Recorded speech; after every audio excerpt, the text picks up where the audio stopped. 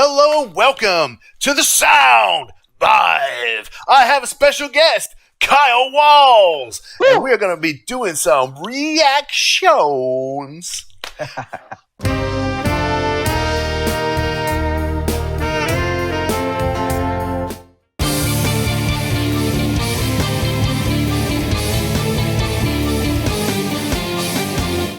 right. How you feeling today, Kyle?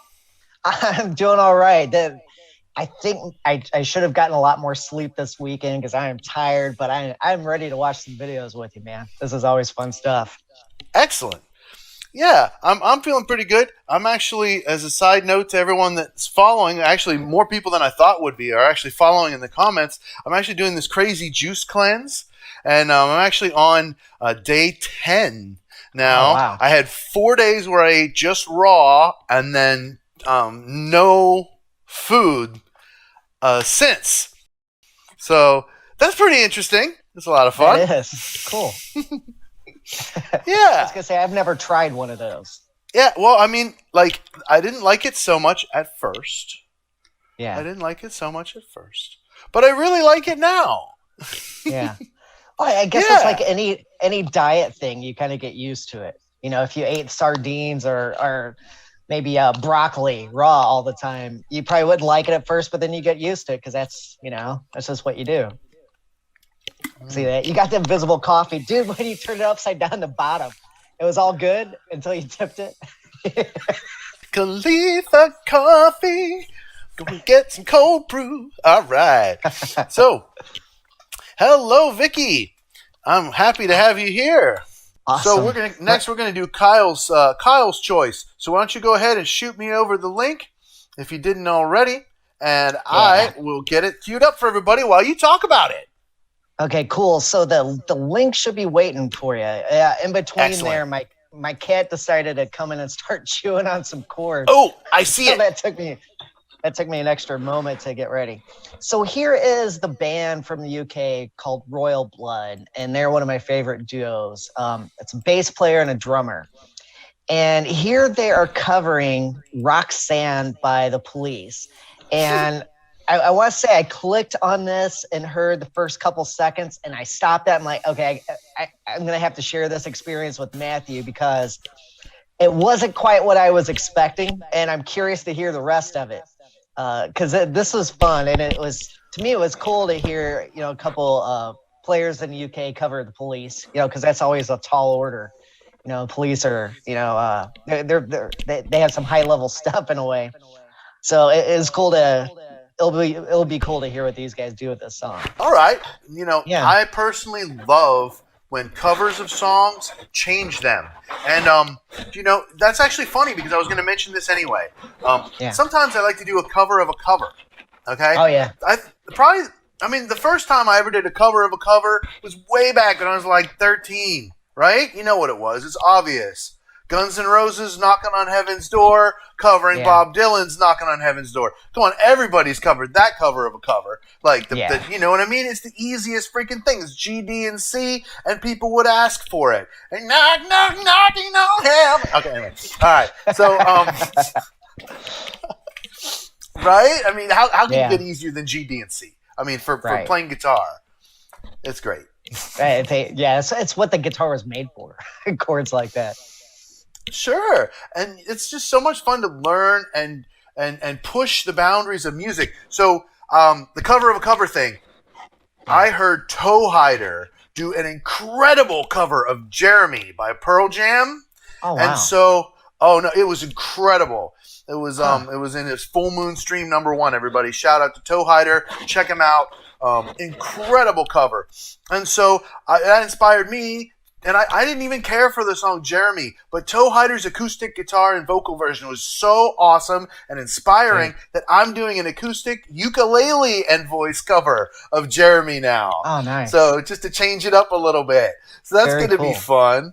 Yeah, it's got some really nice changes in it, and they come out really good on the ukulele. Oh, cool. Yeah. The harmonics are a little different at the beginning, but whatever. That's arrangement, Yeah. So we're good. Yeah, with my ukulele, I tune it like a guitar, so I cheat. No, it's not cheating. I mean, that's Yeah. a strategy. Like, you can play six-string banjo, and it's literally just a guitar that sounds like a banjo, and that's totally not cheating. That you just bought a banjo guitar. Right. Yeah. What do they call those? A bantar or something? A six-string banjo. It's not even called a guitar, but it's tuned exactly the same as a guitar. You see my point. Yeah. It's not. I had one time people said that using a capo was cheating. They're like, no, you should have to press your finger down all the time. Right. And I'm like, you sadistic piece of crap. If using a capo is cheating, then using a pick is cheating too. Prove me wrong. Yeah. Right? Then using any tool on your guitar at all, anything other than your hands, is cheating. Right. Yeah. Right? No, that's called being smart.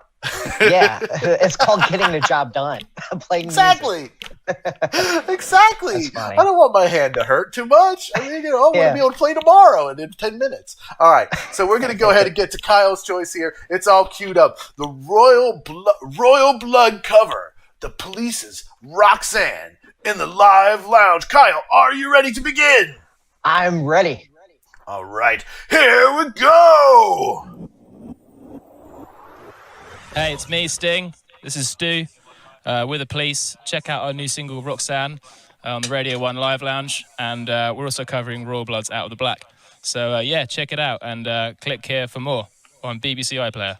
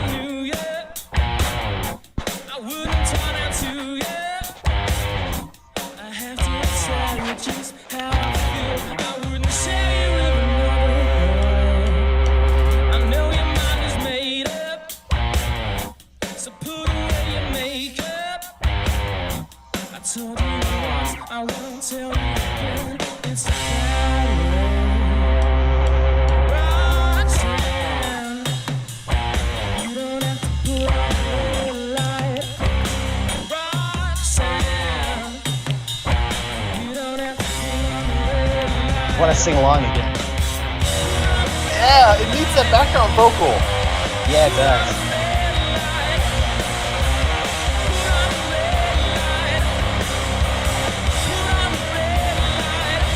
I like it though. It's like a real minimal version of the same thing. Power trio. Yeah.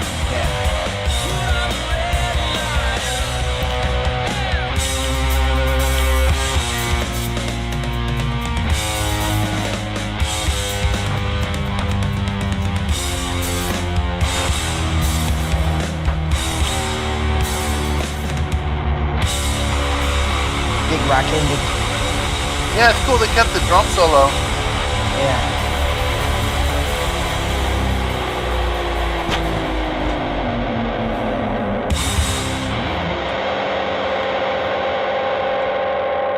That is how you end a song. That is how you end a song. Cool. Yeah, when I first started to hear how that song was starting, like I said, I just wanted to share it with you and have the experience. Like I said, I really missed the backing vocal. But with two people and only one of them sing, you can you do what you can do.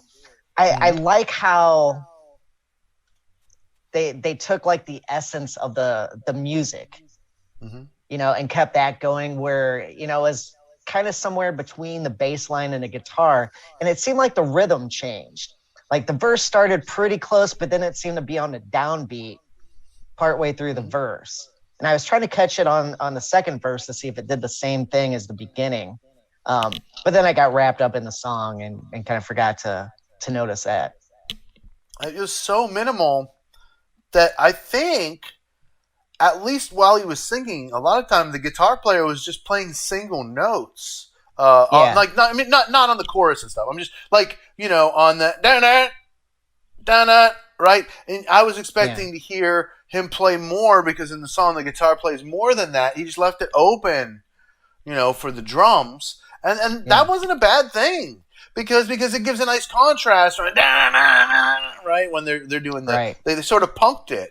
I sort of felt like it had like a spin that was like a little bit like it was reminding me a little bit like almost Green Day, but not quite. Well, I'm trying to think of certain artists that has the sound that I'm trying to encapsulate. It doesn't matter. It was all its own. I loved it. It was cool, man. And it gave me ideas. Because that is a fun song, and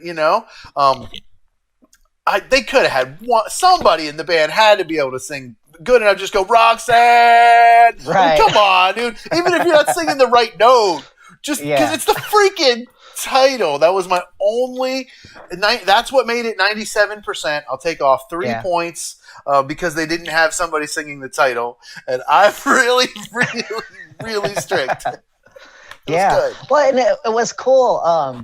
We mentioned like a very stripped down minimal version. It was cool to hear the way the bass player in that band plays stuff is he uses octaves to go up and down, and he's pretty much stuck with a distorted only tone as far as I know.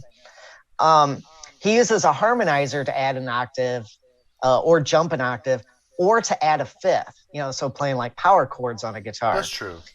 And on this song, they didn't use that, and like you said, it was just the note. And it was cool.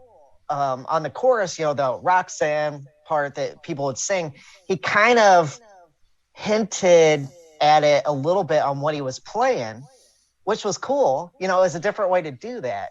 And I'm always interested, because people always think of music as, you got 12 notes, but you can do almost infinite things with those 12 notes, which is cool. But what if you're trying to work with some self-imposed limitations? Like, hey, I have a bass. I'm only going to play single notes. How do I do something that's kind of sparse yet lush and very syncopated, like a Police song, with these tools? And that was really neat to see that interpretation. So, that was cool. I like those guys a lot. They're a lot of fun. Yeah. I like the energy. A lot. When it first started, a group popped into my head and then I lost it. And Green Day wasn't as close of a match. It wasn't as close. They remind me a little bit sometimes of White Stripes, a little bit of Rage with the riffage, which always goes back to Zeppelin. I'm trying to think of some other bands with that kind of tone though, because I know what you're talking about. Kind of like late 90s, kind of Wallace sound in the alt world type thing. But yeah, that bass player, his setup is heavily dissected, and he keeps some of it secret. It's like, hey, what I'm using, you can get pretty close, but it's not going to be exact. Because there's videos of big name music shops trying to figure out his sound and doing like a poor person version and a rich person version. It's like, if you can afford all the gear you want, here's how you can do it. Or if you have a budget, you can do it like this too. So. Yeah, that's again, we talked about this before. That's why I love Reason so much as my dog, because it's just so full of virtual gear. I really don't prefer the subscription model, so I'm probably going to be with version 10 for quite some time. But if they offer an upgrade where I can just purchase it, I will definitely do that. I didn't care about 11 though, because it only like allowed me to interface with like Pro Tools and I'm like, why would I need that? Like, I have Reason. That's why we chose the other thing. Well, I mean, at first, that's all Reason could do, right? It wasn't. You couldn't record audio. It was just for MIDI, and so you had to outsource it to Ableton or Pro Tools or Logic or whatever. Anyway, that's a big side tangent. You're on a schedule. You got to get going. So we're going to cut it at 3 videos today. Unfortunately, it was worth it, though, because we're adding another person to the family. Shout out again to Killer Metro 1. You're going to be on the show soon. Guys, I really appreciate you guys, all of you. So go ahead and shout out your chats, shout out your comments. Like I said, if you have requests for future episodes, 2 ways you can do it. You can comment on the stream or the clips from it. Another way you can do it is you can comment on my community post. That's faster. And the third way, the fastest, best way of all, is to join patreon.com/Matthew's Music Lesson Studio and get 10 times voting power. You can message me on Patreon. Check out Kyle Walz over on YouTube. He's got a great channel. He's got Instagram. Kyle Walz. Make sure you check him out over there as well. That's right. And as well, you can check out my website if you're interested in music lessons, MatthewsMusicLessonStudio.com. We're finishing up for today. So thank you everybody for being here. Thank you, Kyle, and I'll see you guys all next time on The Sound Live.